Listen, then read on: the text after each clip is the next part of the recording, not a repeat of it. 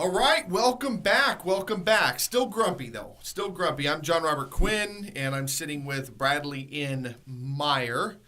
I'm not related to Oscar Meyer. No, related to Fred Meyer. Look it up. What's funny is when we did the Good Life show, we had Rob Werner on there, and I was calling him Rob Wiener, and I was calling you Oscar Meyer. And Thanksgiving comes around, what are you happy for? I'm happy they didn't name me frickin' Oscar. That would have sucked in school growing up. Kids are hard enough on you when you're wearing glasses and half blind, and you know what? your name would have been Oscar. I wouldn't be here today. I wore glasses in school, and because I have a lazy eye. And, of course, the kids call it cross-eyed. Yeah. And the kids would say, so if I make you cry, your tear's going to cross, too? Oh, that's cold. I don't know. Let's see what yours do. And then I'd have to sit in the principal's office because I smacked somebody in the head. Yeah, well, you know what? Here's the thing. All of them now are my friends on Facebook. And all of them sit there and look at all my cars and watches and guitars and high-rise apartment and talk shows. And they drive by the billboard. And I tell you something. Success is the best revenge. There you go. The best revenge is living better. You know, all those exes that gave up on you and said that you'd never become anything, and then they drive by and they see your billboard with the company name up there that they told you was a dumb idea. Yeah. Yet they still work at Bath and Body Works or some nonsense. Sucks to be you. Yeah, married a football jock in high school who never made it to college, and now he's working at a big box store selling sticks to contractors that I hired to rehab houses and build apartment complexes, and got 5 hungry, angry little kids. And I'll still help them out because that's what I do. And they all have the short hair in the front and the long hair in the back. Yep. And they ride to school in a poop brown Camaro. Yep. Oh, gosh. Oh, goodness And if gracious. that's you, no offense, but hey, it's time to change your life, man. Well, you know what? Here's the thing. I was at Chili's one day, and I saw an old friend of mine, years back, and he still wants to live the whole white trash life with the tattoos and the crappy truck driving job and a whole bit.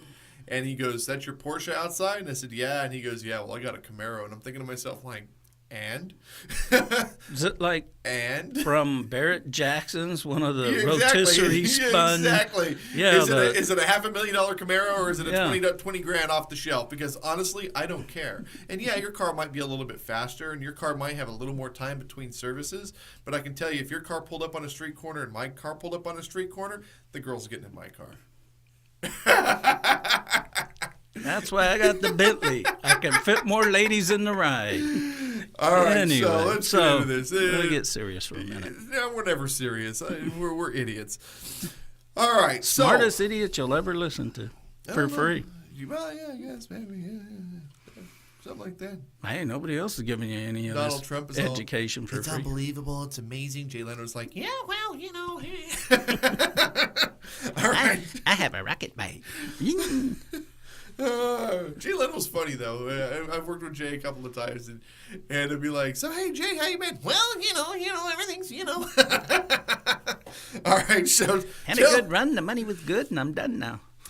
So tell me about the Tenant Handbook. What is it? What is it all about? How does it help people? On and on and on. Okay, Tenant Handbook I created years ago. Years ago. It was literally written for the Flintstones. It was literally written for Barney Rubble Property Management Company. When they didn't have windows and they had dinosaurs as garbage disposals. There you go. And they worked better than the new ones. No, basically what it is it's the thing that handles a whole lot of the expectations. And if you're doing single property, like single families, duplexes, those kind of things, this handbook lets you sleep at night, eliminates the big complaint about tenants and toilets, because it tells the tenant exactly everything you're going to do. It tells them exactly how to do everything. And that's all in some of the training and stuff that I teach you. Is like, your tenant needs to know where to go shut the water off to the house when it's leaking, not call you and let it flood your doggone house for 5 hours while you're calling the plumber to get over there to deal with it. Your tenant also needs to know that if the city or county or town that you're in, if the lines back up, can they call the county and have the county check the main line, which frequently solves the problem for free instead of pestering you? Do you have it set up with the things I teach you to get for yourself? Your Google Voice phone, your YouTube account, your list of vendors, so that you're not bothered. That's all in the tenant handbook.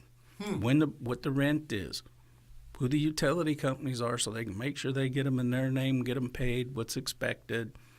It's like a friend of mine equated it to, it's like an owner's manual. You get one if you buy a new oven, you get one if you buy a new car, you get one if you buy a new TV. Give your tenant an owner's manual. No kidding. It also shows that you very care enough interesting. about the property and about them that you're going to take care of them, you're going to take care of the property. Wow. Back to the expectations handled prior to it being a problem. Wow. All right. So, wrap up. Managing expectations. How does a person do that? By having conversations and putting things in writing at the very, very beginning. You know, it's like, here's the deal. Here's the best example I can give. I don't eat there. I don't shop there. But when you go to McDonald's, you know exactly what you're going to get. You know exactly how Correct. it's going to look. Correct. Why? Because they market they it step to on you, and because they set up the expectation, this is exactly what you're going to get every time You're you going come to to get a one of hamburger our that looks like restaurants. somebody sat on it. Yeah, I don't eat there, but I each do. his own. I can't Those stand the chicken place. nuggets are awesome. Oh, good God, I don't even know what part of a chicken and nugget comes from, man. And I don't like chicken that much. Oh, my goodness gracious. But, point being made, you do know what to expect. Yeah. They set that expectation with the commercials they run for the last 40 years. Your little kids can recite that before they can do the alphabet, and that's just wrong. Define expectations in rental property management. I think we just defined all the expectations. But We're just doing a quick recap. all the expectations, rental property management, start off at the very beginning with what you expect from the tenant.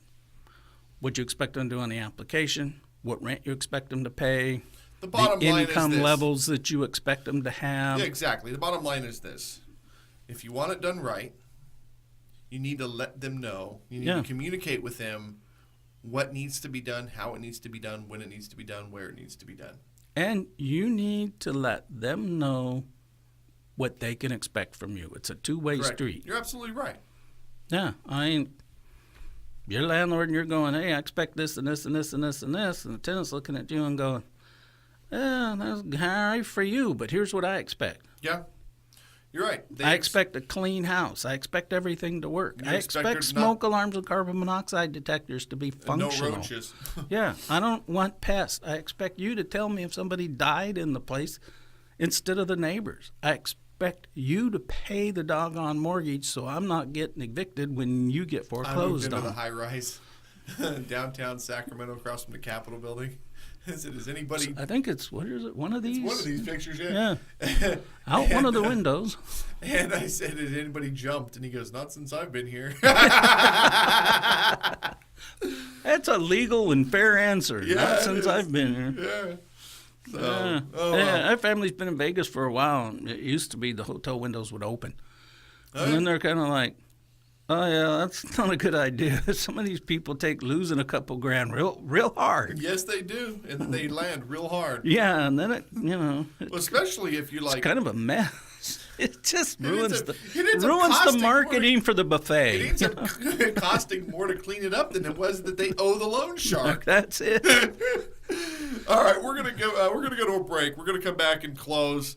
We'll be right back.